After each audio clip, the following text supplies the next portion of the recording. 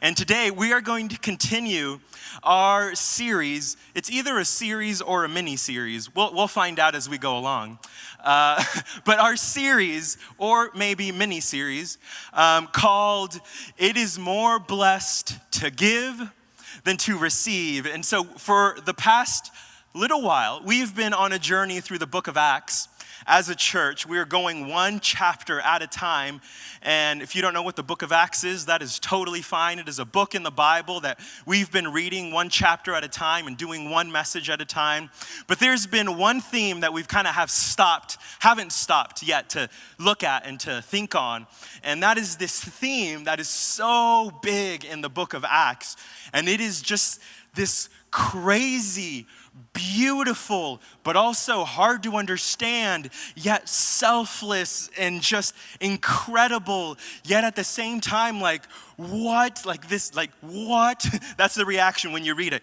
What? This generosity of this community that we are reading about in the book of Acts. And so we are doing a series or / mini-series on this theme. And today I get to do week 2. And can you open up? So the book of Acts was written by a guy named Luke, which if you were here at the beginning, we talked about Luke wrote the book of Acts. But this is actually his second volume. The first volume is the book of Luke. And so today we're going to be going to his first volume. If you could open up to Luke chapter 12, we're going to be reading some verses from here that are the words of not the early church or their community, but actually the words of Jesus. And we're looking at and asking the question, why would this community, what caused this community to live in the way that they did? What caused them? Did they get some training? What was it? What caused this community to live in this way? And so today we'll look at the book of Luke, chapter 12. Can you open up to verse 22? And let me read these verses to you as we begin our time. It says this: Then Jesus said to his disciples, "Therefore I tell you, do not worry about your life, what you will eat, or about your body, what you will wear. For life is more than food, and the body more than clothes." So today I want to title the message, Worry, Birds, and Generosity. Now, do you ever ask yourself, why does Erik title all of his messages? And here, I'm going to tell you why. One, because it's fun for me. And two, because if you remember nothing else, here's like a life hack for listening to sermons, Anthem. A life hack. If you remember nothing else, if you just take the sermon title with you, if that's all you will remember tomorrow, if you can't remember all the verses, you can't remember everything that I talked about, if you take the sermon title with you, I make the sermon title so that if you remember that, it'll be able to bring you back to the verse and bring to mind some of the things that we talked about. If the only thing you can remember is the title, take that with you. Little hack. Okay, so today, worry, birds, and generosity. So I have a 5-year-old daughter who is absolutely amazing. And I might be a little biased, okay? But can I brag on her for a second? My 5-year-old daughter, guys, is beautiful, kind, she is generous. She is so amazing. I am kind of obsessed with my daughters. Okay, I am full on girl dad, 100%. They have me wrapped around their finger. They are absolutely amazing. And for the last 2 years, it's been so fun seeing my daughter become an older sister. So a couple of years ago, we had another one, and it's been just amazing seeing her grow up to be this just older sister. It's almost like she was made to be an older sister, and she is so good at so many things. But one of her strengths, most of the time, I'll say, one of her strengths most of the time is sharing. She is so good at sharing. This is one of her things that just kind of comes naturally to her. most of the time, okay? Like, she's a kid too, right? But something that I've kind of noticed is that it is easier for her to share when she feels like there's more than enough. And it's kind of harder for her to share when she kind of feels like it's gonna run out or like there might not be enough for her. Like, okay, so if you've had siblings, you know exactly what I'm talking about. So we have these like cheese puffs that we buy for the girls, and what we used to do, like rookie parenting move, okay? Like what we used to do is we would put cheese puffs in a bowl and then put them right in the middle of them. And then we've got an older sister, 5-year-old, and a younger sister, right, 2 years old. And the 2-year-old, she's like looking at it and she starts eating from it. And the 5-year-old, she's like, there is no like calmly eating these chips when there's one bowl of chips with 2 little girls, okay? She's like, she rushes to it. She's like stuffing her mouth and she's like going at it. She attacks. It's like, and I remember the same thing with my sisters. Like if you would provide one snack for us, it's game on. Like we are in attack mode, okay? And so my daughter, she is so good at sharing, except it can become a competition. It can become about me and what I need to get when she feels like there's not enough. And we can laugh at that, right? And that's kind of funny. But the truth is, like, what is it about the human condition that we kind of go into this mode when we feel like there's not enough? I mean, does anybody remember toilet paper a few years ago?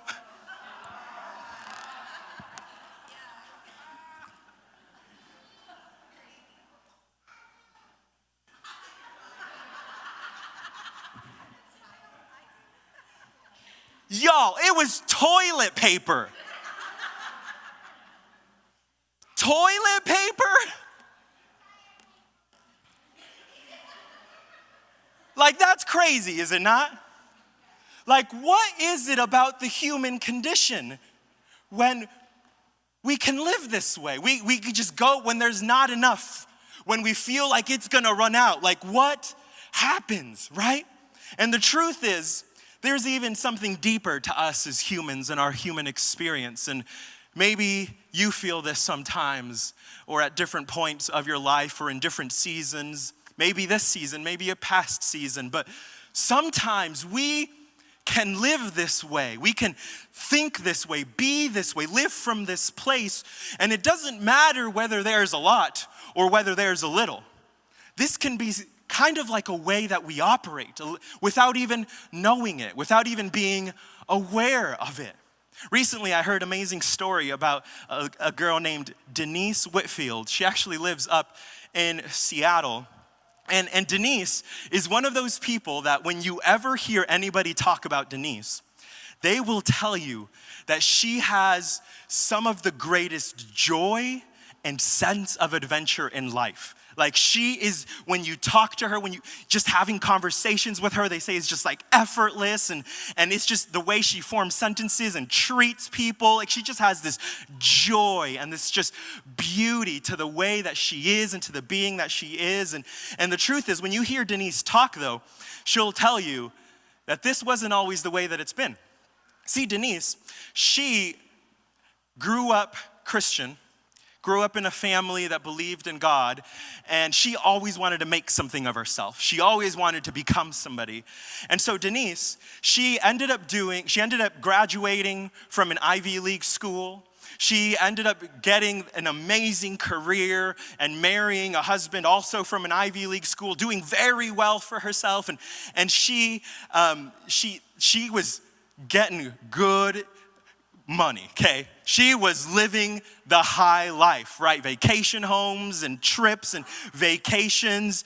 And she was attending this church. And at one point as she was attending this church, she just feels this just sense that she can't really explain. And she says she felt God was calling her to know him more, to walk closer with him and to just know him in a deeper and more personal way. And so she can't shake this sense, and she can't shake this feeling that God is calling her to this. And so she does. So Denise kind of goes on this journey, and she makes space in her life for prayer. She makes space in her life for reading the word and for silence and for solitude and just to seek after God. And so she goes through this period of just seeking after God.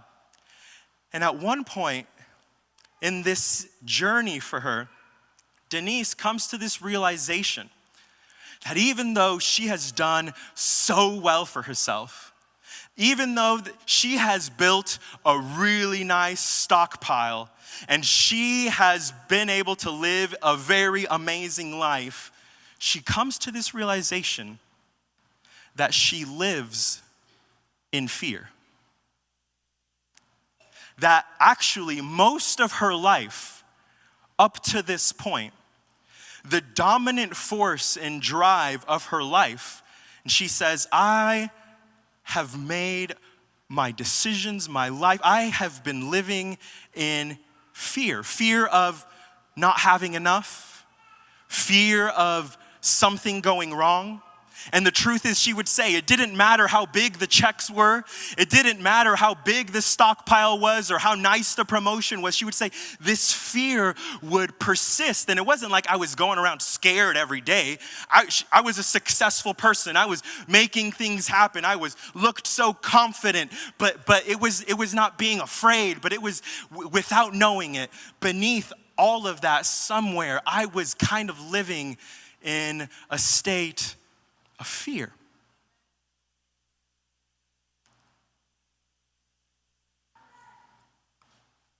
And I don't know if you relate or see this in our world, but the truth is, many live from a place of fear. And it doesn't matter whether you have a little or a lot, but we can live from this mindset, this heart, this place in our lives of fear. And today, in Luke 12, we started by reading some of the words of Jesus that hit like a ton of bricks. He begins to say, do not worry. And now you might be here and you might be like, okay, so just don't worry. All right, I guess I'll just go home and try really hard not to worry. So oh man, thank you. I've been worrying so much, I needed to hear don't worry. It's kind of like telling somebody calm down, isn't it? You ever tell somebody calm down that needs to calm down? That is the last thing that helps. You might be here, man, you've got real issues, you've got real things, real obstacles, you've got real needs, right? Don't worry. Oh, thanks. I'm good, I'm blessed, that's all I need. Thanks, Jesus. Beautiful. Don't worry. Sometimes telling somebody who's worrying, don't worry, is the last thing that helps, doesn't it? Calm down, just calm down. No, but here's the thing. Jesus is saying, don't worry, but, here you go. But in order to do so, in order to be able to live this way, what you've got to do is you've got to be able to see the world and see your life a little bit differently. In order for you to actually be able to do what I'm talking about, to not worry, to live in this kind of place of peace, what you've got to do is you've got to actually see things a little bit differently. And so Jesus, he goes on and he says this. He says, consider the ravens. They do not sow or reap. They have no storeroom or barn, yet God feeds them. And how much more valuable you are than birds. Who of you, by worrying, can add a single hour to your life? Since you cannot do this very little thing, why do you worry about the rest? He says, consider how the wildflowers grow. They do not labor or spin. Yet I tell you, not even Solomon, an ancient king in the Old Testament who's richer than anybody else on earth, not even that guy, not even the richest person to ever live, not even that guy, in all his splendor was dressed like one of these. If that is how God clothes the grass of the field, which is here today and tomorrow is thrown into the fire, how much more will he clothe you, you of little faith? So, do you want to stop worrying? How do you stop worrying? Jesus says, think about birds. You want to stop worrying? Ponder the flowers. Think on a raven. I mean, I'm no bird watcher, but have you ever stopped to actually think on birds or flowers? I haven't. Have you? Jesus is saying, if you stop for a moment, pause your life, pause all the thoughts, pause all the worrying, if you stop for a moment to think on, consider, to ponder the ravens and the flowers, something about their existence will speak to your worry. For a moment, can you think on the flower who cannot stress, who literally cannot worry? A flower that does not labor or spin, yet it is fully provided for, is it not? Can you think about a raven? A raven has got no 401k. Not that that's bad. That's just that 401k is good, okay? But a raven doesn't have one. A raven doesn't have a savings account. Not that please have a savings account. A savings account is good. But a raven doesn't have one. A raven has got no storehouse or no barn, he says, but yet it is fully and truly provided for. And Jesus starts this off and says, think on God's provision for these creatures. Like if you actually begin to even just consider with the same magnitude that you worry about the lack or the obstacle or the things that are not coming through, with the same amount of energy we spend thinking and worrying, would you pause and consider a bird, a flower? And what Jesus does here is he sees a bigger picture of who God is, a bigger picture of the world. And what Jesus wants to begin to do here is he wants to begin to show us the view that he sees and that the scriptures see. And it is the picture of a God who generously provides for people and for creation. Let me show you in Psalms 104. It is beautiful. It says, you make springs pour. He's talking about God. This is a psalm in the Bible. You make springs pour into the ravines, so streams gush down from the mountains. They provide water for all the animals, and the wild donkeys quench their thirst. The birds nest beside the streams and sing among the branches of the trees. He goes on, you send rain on the mountains from your heavenly home, and you fill the earth with the fruit of your labor. You cause grass to grow for all the livestock and plants for people to use. I just want you to see the way that this psalmist views the world and creation. He says, you allow them to produce food from the earth, wine to make them glad, olive oil to soothe their skin, and bread to give them strength. He says, the earth is full of your creatures. Here is the ocean, vast and wide, teeming with life of every kind, both large and small.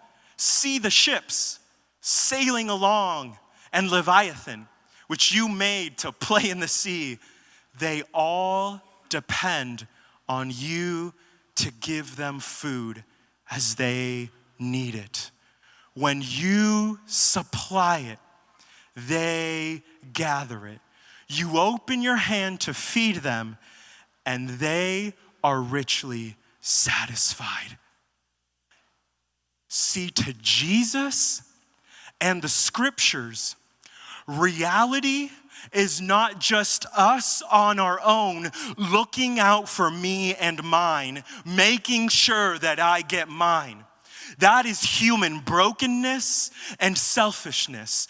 To Jesus and to the scriptures, reality is that if only we would look to God, we would find a provider who lovingly and generously provides for his creation abundantly. To Jesus and the scriptures, this is ultimate reality. It's not that God is some distant deity, unconcerned, but it is that he is a generous and loving God who richly provides for his creation and for people.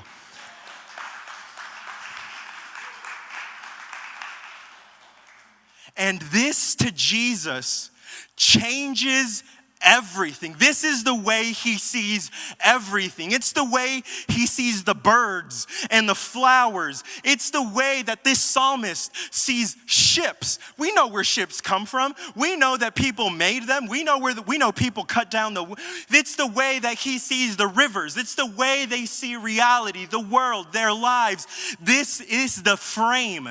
This is the lens from which they see everything. God is my provider. God is the provider. God is our provision. You will be taken care of. You will be provided for. If you look to God, he is your provider.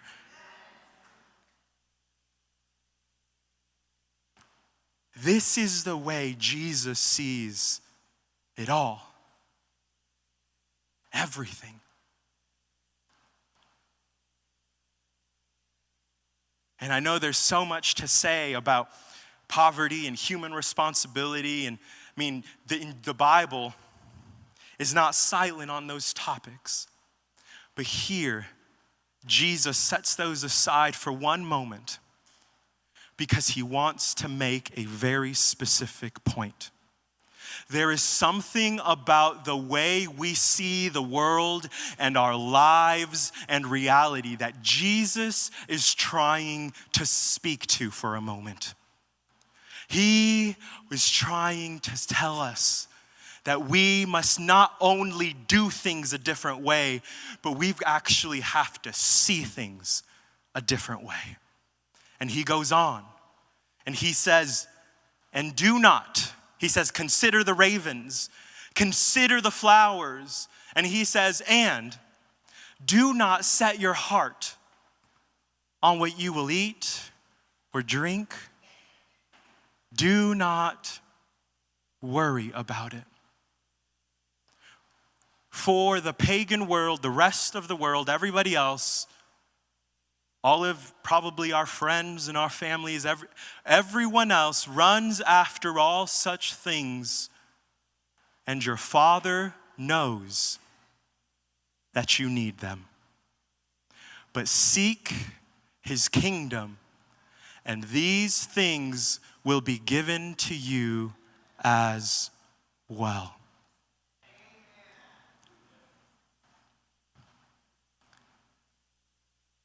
Can you imagine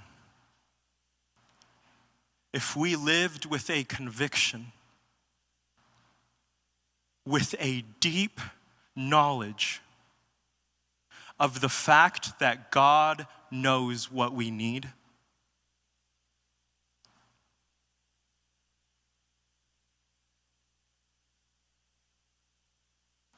Could you imagine what it would be like for a people in a world of chasing and striving and worrying and anxiety, in a world of worry? would it look like? What would it be like for a people to live with this statement that I don't know if we grasp the magnitude of? Jesus said, God, the creator of heaven and earth, cares, is aware, and knows what you need. He knows. You might feel alone today. You might feel the weight of providing for yourself, of providing for your future, of providing for your family. Can I remind you for 1 second, God knows what you need. You might be crushed. You might feel the weight of your world and your life. God knows what you need. And then Jesus says that because of this, knowing this deep deep on the inside of you, that God, this is who God is, that he cares, that he knows, that he is aware, that he is your provider, that Jesus goes on to say that because of this, and when you know this, you are set free. You are set free from a life worrying about me, from a life accumulating for me. Your focus can shift from the temporary, from just surviving and preserving. Everyone else is living that way. Everyone else is trying to strive and to preserve and just to survive. Jesus says you don't have to live that way. You can live a different way. God knows what you need. He does. You don't have to live this way. And he says, the question is, are we worrying? Are we living to survive? Are we accumulating for the temporary? Are we living in fear and worry? Jesus' invitation today is don't live to survive. Don't live by worry. Don't live to accumulate, but live and seek the kingdom of God. Live in a new way. Don't live in fear. Live for the kingdom of God.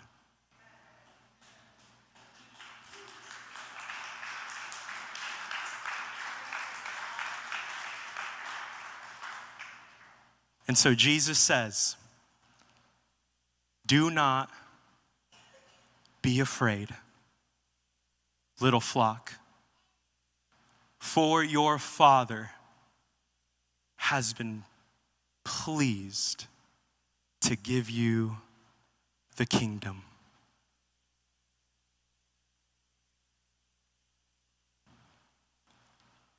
And if you move too fast by this statement, you will miss a few very important things. The foundation for living not in fear, not in worry. He says, do not be afraid. And he calls us, he says, little flock. He says, for God is your shepherd. And there is so much I could say about that, but I'll let Scripture speak. It says, the Lord is my shepherd, Psalm 23. I lack nothing. He makes me lie down in green pastures. He leads me beside quiet waters. He refreshes my soul. He guides me along the right paths for his name's sake. Even though I walk through the darkest valley, I will fear no evil, for you are with me. Your rod and your staff, they comfort me. You prepare a table for me in the presence of my enemies. You anoint my head with oil, and my cup overflows. Surely your goodness and love will follow me all the days of my life, and I will dwell in the house of the Lord forever. He says, God is your shepherd.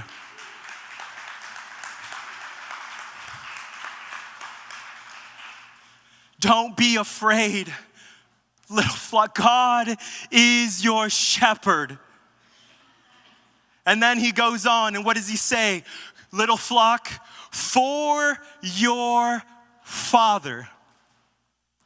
Not only is God our shepherd, but he is our Father.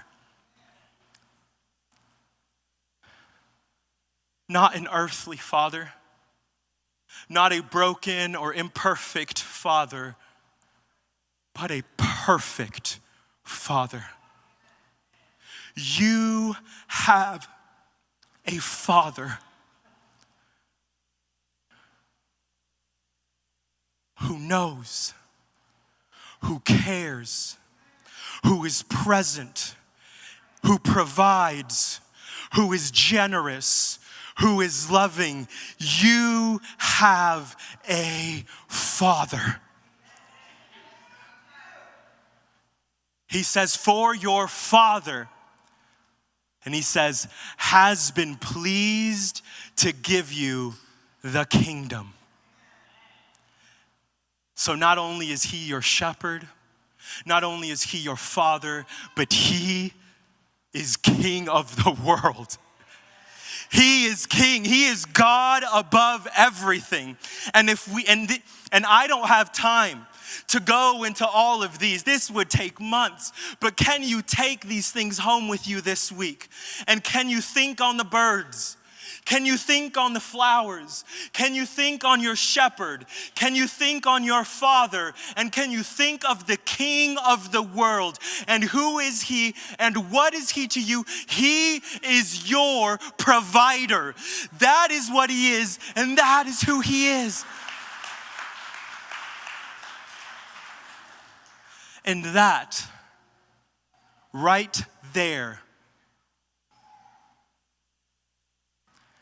is where a life of true generosity begins. That was all an intro.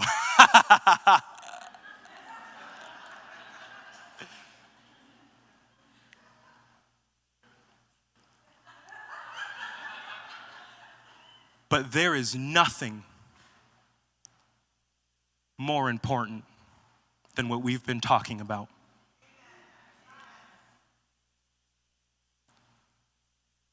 It all begins there. It starts right there. Jesus goes on and he finishes this way. He says, because of all of that, because of the worry and the birds and the flowers, because of your Father and your shepherd and the King, because of reality and the world and the way things are working and the way that God cares and sees and provides and looks after you, because of reality, because of the way he is designed and the way he has made things work and the way that he watches over your life, because of the reality of who God is, because of those things, sell your possessions and give to the poor. Provide purses for yourselves that will not wear out, a treasure in heaven that will never fail, where no thief comes near and no moth destroys. For where your treasure is, there your heart will be also. This is where it all begins. Because of who God is and who we are to him, who you are to him. We don't have to live our lives to accumulate in order to feel secure. We don't have to live our lives to spend it all in order to feel fulfilled. We can live for something greater. We are set free to live in a new and better way.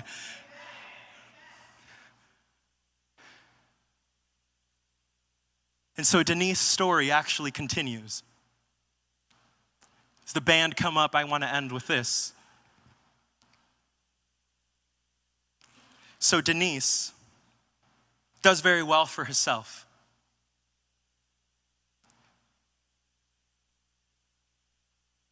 Stockpiles, lives a high life. Starts this journey with God, comes to these realizations, and then some years later, Denise loses her job, and her husband and her actually both end up without a job. And they have burned through the stockpile, and they are left with almost nothing, and her worst nightmares come true. But God had already been working on her heart, teaching her to see God's provision. And interestingly enough, here in this season of having less, much less than she used to, this is where she became so convinced that God was her provider. And you hear her talk about this season of her life, and she will tell you that her joy in that season was greater than it ever was before. That the peace that she felt was multitudes of what it was when there was a stockpile in the bank.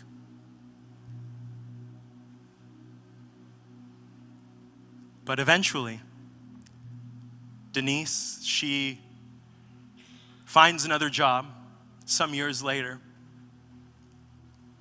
But this time it was different. This time, whether they made a lot or a little, Denise and her husband knew. Not just knowing it because the Bible said it, or not knowing it because they read it in a book, or not just knowing it because the pastor said it, but they knew somewhere deep on the inside of them that God would provide. And they knew that they could live for something greater, for something beyond themselves, for something beyond their own savings, their own spending, their own accumulation, their own whatever. They were free. And so what Denise and her husband did is they set a limit for their life. A limit to what they would make, what they would live off of, a limit to what they would live off of and save off of. And Denise eventually made 2, 3, 4 times that amount. And her husband would give it all away.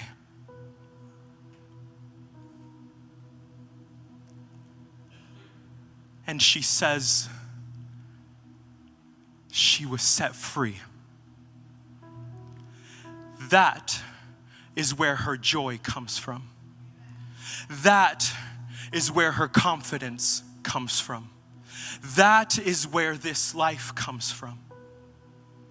She says, I have no other choice but to live this way.